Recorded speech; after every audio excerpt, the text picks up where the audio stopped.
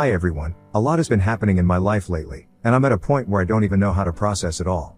I thought sharing it here might help me sort through the mess and get some much needed clarity. I'm really hoping that putting everything out there will help me feel better, even if just a little bit. I grew up in what I believed was a typical, loving family. My parents were married for over 30 years, and we were a close-knit unit. My mom was the glue that held everything together, and my dad was the strong, silent type who worked hard to provide for us. My mom's passing was unexpected and hit us all hard, but it devastated my dad the most. He was utterly lost without her, and I could see the loneliness eating away at him. About a year after Mom passed, Dad met someone new. I was happy for him at first. I wanted him to find love again, and I thought this new lady, Jenny, might be what he needed to start healing.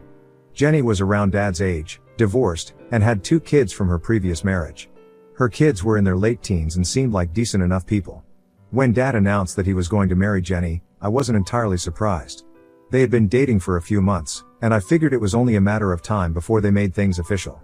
It definitely felt very hurried at that time, but I wasn't going to trouble Dad with my ifs and buts. All that mattered was that he was happy. After the wedding, Dad and Jenny moved into her small apartment with her kids. It wasn't ideal, but it was what they could afford at the time. I continued living in the house that had belonged to my mother, the home I had grown up in. It was a place filled with memories, both good and bad, and I found comfort in the familiar surroundings. I thought I would have time to adjust to the new dynamics in our family, but things changed quickly. Jenny's apartment became too cramped for all of them, and Dad started hinting that they needed a bigger place. He casually mentioned that my house had plenty of space and that it would make sense for them to move in with me. To be honest, at first, I was hesitant. This was my home, my sanctuary, the one place where I still felt connected to Mom. The idea of sharing it with Dad, Jenny, and her kids felt overwhelming. Reluctantly, I agreed. I loved my dad, and I wanted to support him, especially after everything he had been through. I thought that maybe, with time, we could all make it work, that we could find a way to live together peacefully.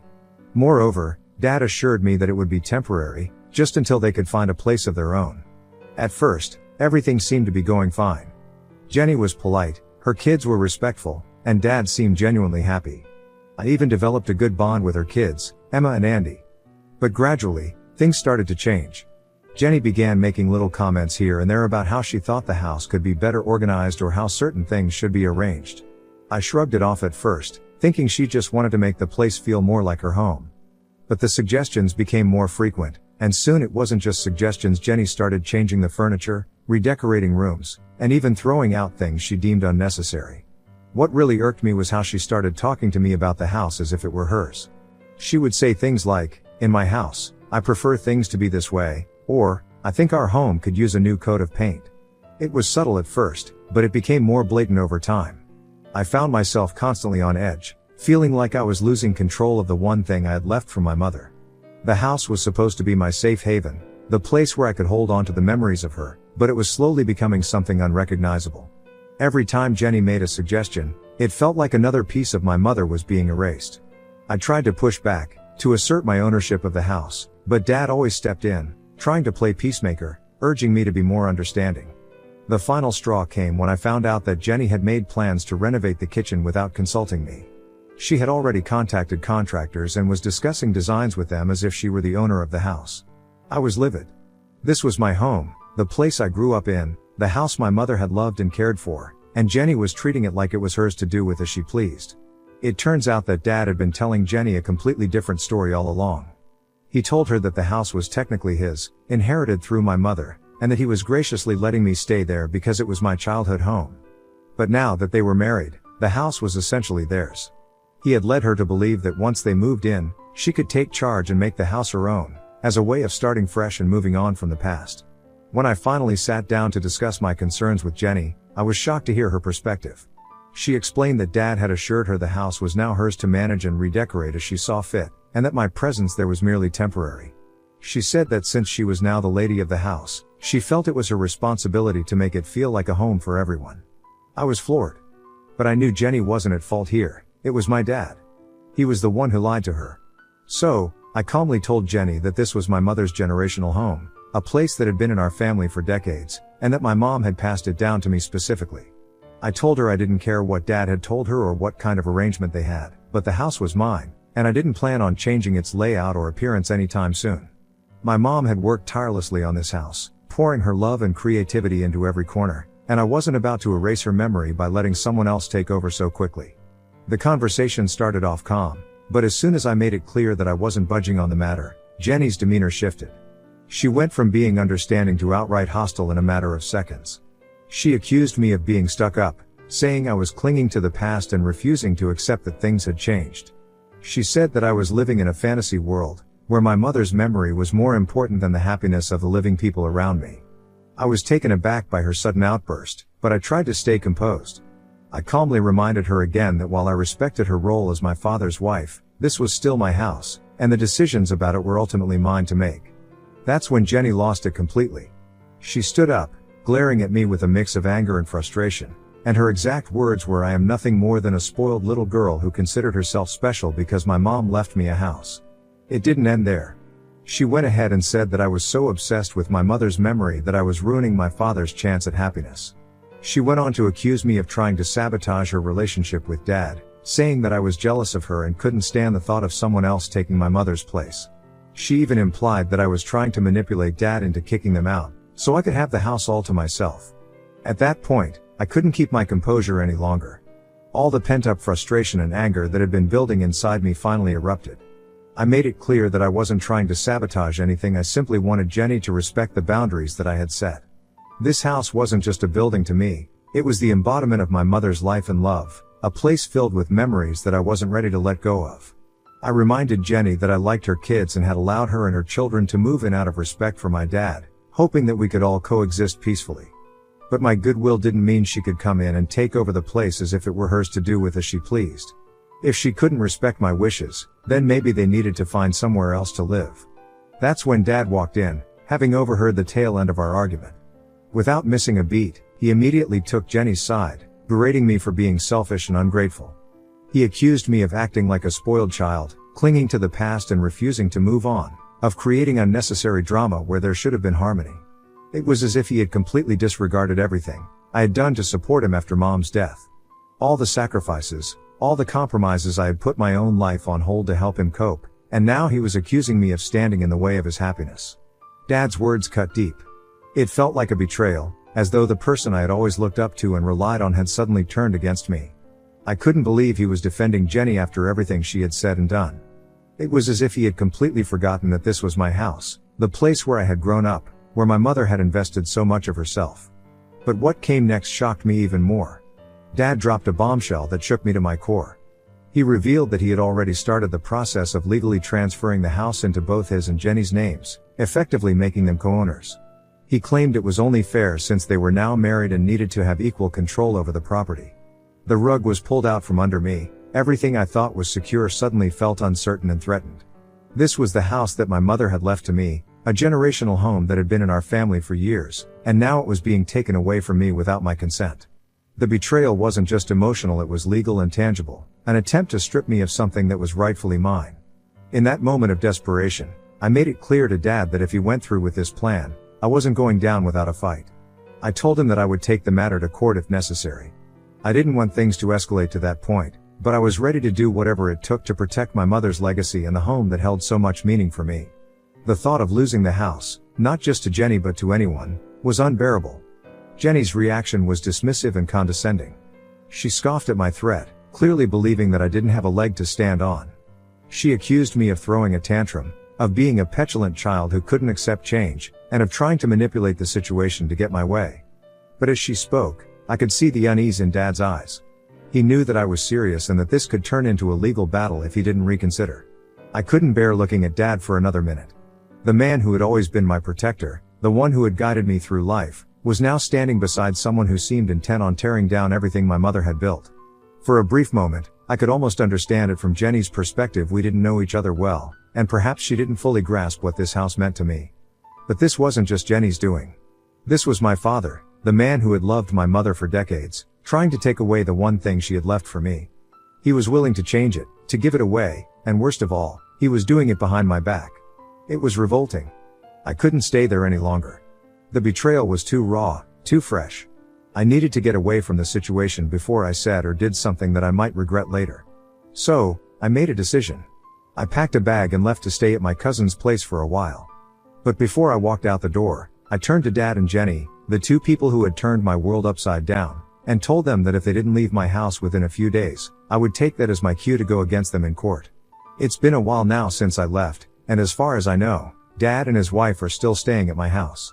Every day, I'm bombarded with texts and voicemails, a relentless stream of messages that only add to the turmoil I'm already feeling.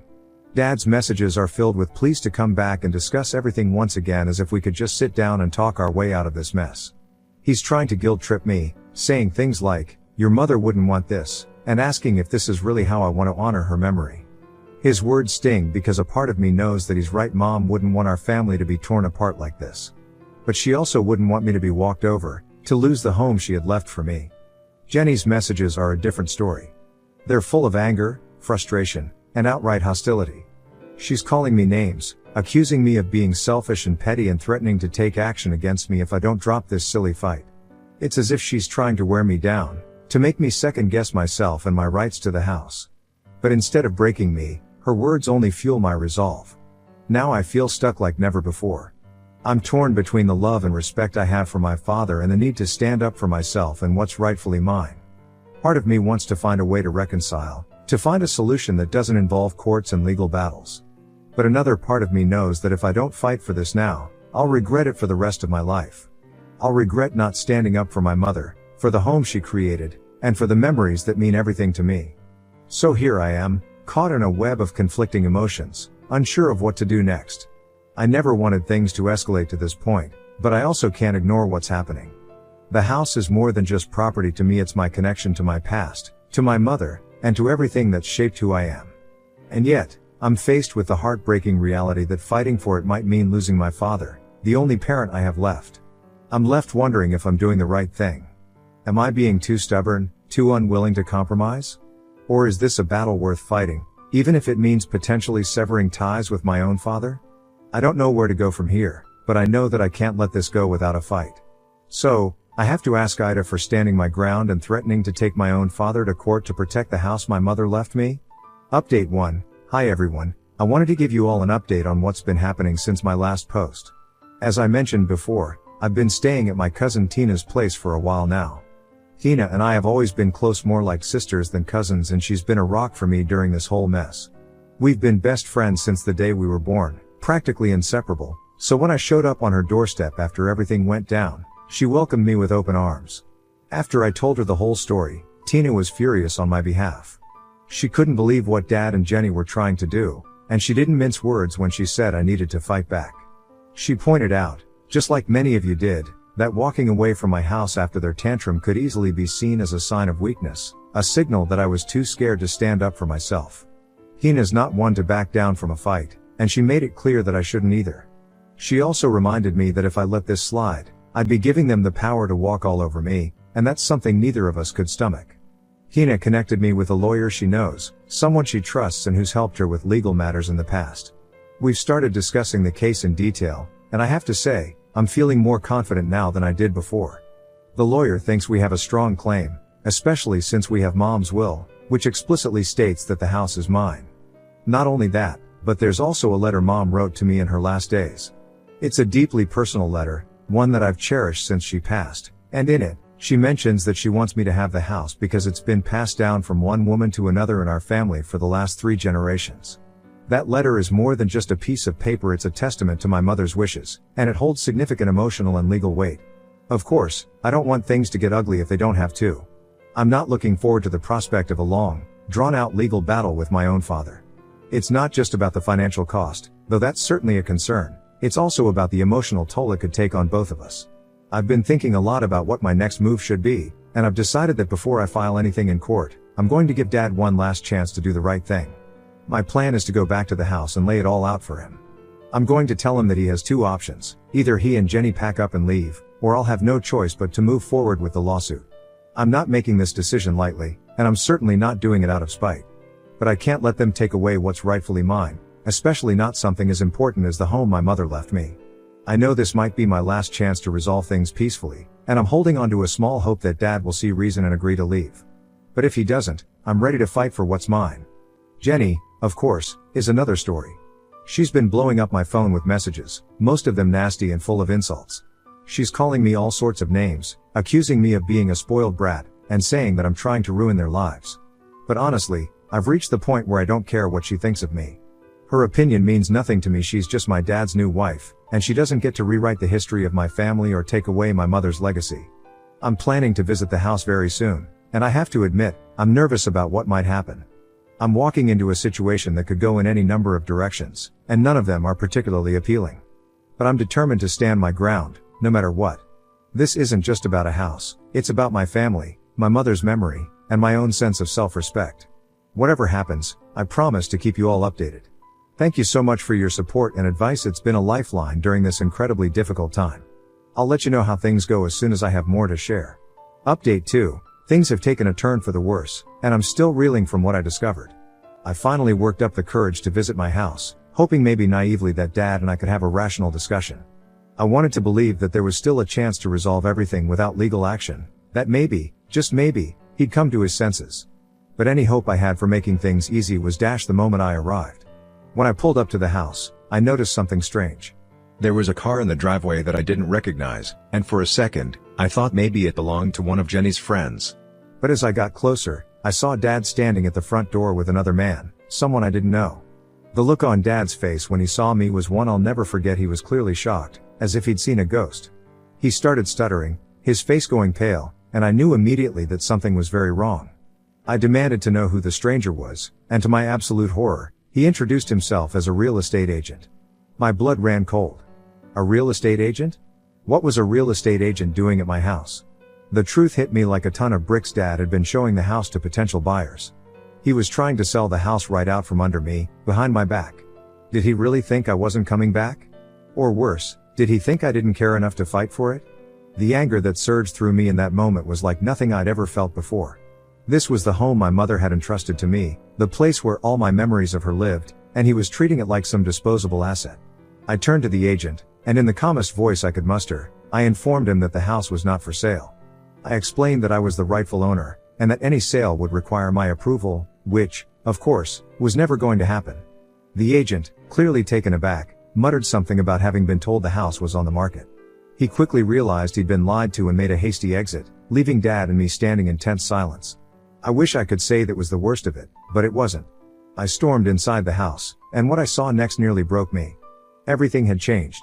All the personal touches that made the house feel like home, my mom's favorite paintings, my childhood trophies, and medals, the photos we'd taken over the years were gone. In their place were gaudy antiques and random pieces of furniture that I'd never seen before. It was as if they had erased every trace of my mother and me from the house, as if they were trying to rewrite the history of the place to suit their own narrative. I felt like I was in a nightmare, one where everything familiar had been stripped away and replaced with something cold and unrecognizable. I couldn't take it anymore. The betrayal was too deep, too personal. I turned to Dad, the man who was supposed to protect me, who was supposed to honor my mother's memory, and told him that I was done playing games. I was going to sue him for fraud and property theft. I told him I had a lawyer, and if they weren't out of the house by the next day, my lawyer would be the one handling this from now on. There was no more room for negotiation, no more chances. I was through being the reasonable one.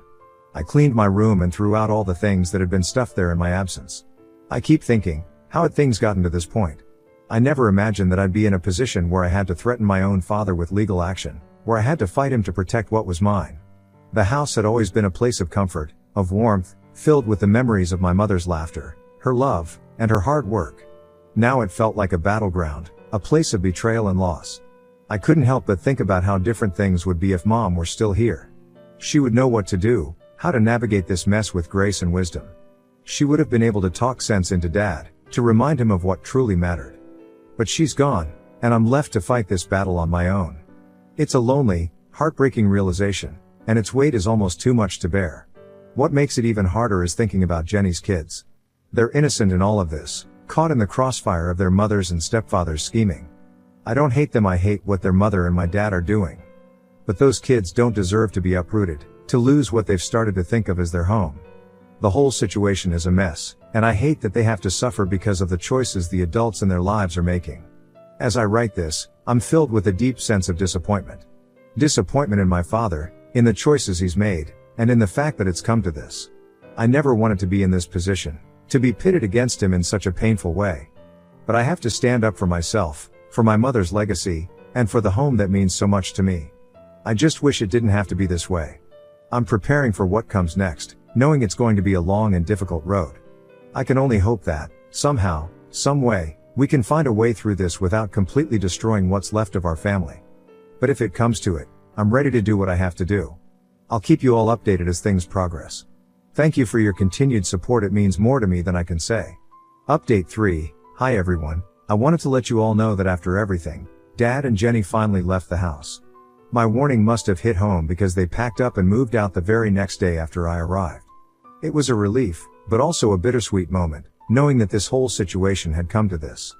Before they left, I took a moment to talk to Emma and Andy, Jenny's kids. I felt terrible that they had been dragged into this mess and wanted to make sure they knew it wasn't their fault. They're good kids, and they didn't deserve to be caught in the crossfire of their mother's and my dad's decisions. I apologized to them for everything, explaining that I didn't want them to suffer because of what was happening between the adults. To my surprise, Emma and Andy were incredibly understanding. They told me they didn't agree with what their mom had done either and that they knew I wasn't trying to hurt them. Their maturity in the face of all this chaos really touched me. But what really got me was when they handed me a small box. Inside were the miniature paintings my mom had made, the ones that Jenny had removed from the living room when she redecorated. I hadn't seen them since everything started and had assumed they were gone for good. But those sweet kids had saved them, knowing how much they meant to me. I couldn't help but get emotional when they handed me the box. It was a reminder that even in the midst of all this ugliness, there were still moments of kindness and understanding. To show my appreciation, I gave Emma and Andy my phone number and told them they could reach out to me anytime. I also let them know they were welcome to visit the house whenever they wanted. After all, it wasn't their fault that things had turned out this way, and I wanted them to know they still had a place here, even if their mother didn't. As for Dad, he tried to talk to me multiple times about the whole ordeal. He seemed desperate to find a way to stay in the house, even going as far as offering to sign a rental agreement. But I couldn't take that risk anymore. The trust had been shattered, and I knew that allowing them to stay, even under a formal agreement, would only lead to more trouble down the road. I explained again that there were only two choices: either I'd take legal action, or they had to leave. There was no middle ground anymore, and I wasn't going to budge. Jenny, on the other hand, made it painfully clear that she wasn't happy with the situation. She spent the last few hours in the house murmuring under her breath, slamming doors, and throwing things around in an obvious attempt to provoke me. But by that point, I was beyond caring. Her tantrums couldn't touch me anymore. As long as they got out of the house, that was all that mattered. Once they were finally gone, I felt a mix of exhaustion and relief. The house was mine again, but it was in a sorry state. I've been slowly restoring it to its former glory, putting everything back where it belongs, and undoing all the changes Jenny had made. It's been a lot of work, but it's also been cathartic in a way. Every time I hang one of my mom's paintings back on the wall or replace a piece of furniture that had been moved, I feel a little closer to her, like I'm bringing her memory back to life in the home she loved so much. I'm taking things one day at a time, trying to move forward while honoring the past. It's going to take a while to fully restore the house, but I'm committed to seeing it through. This house is more than just a building, it's a symbol of everything my mom worked for, everything she valued. And I'm going to make sure that her memory lives on here, just as she would have wanted. I want to thank all of you for your support throughout this entire ordeal. Your advice, encouragement, and kindness have meant more to me than I can express. Knowing that there were people out there who understood what I was going through and had my back gave me the strength to keep fighting when things got tough. I couldn't have done this without you, and for that, I'll be forever grateful. Thank you, from the bottom of my heart.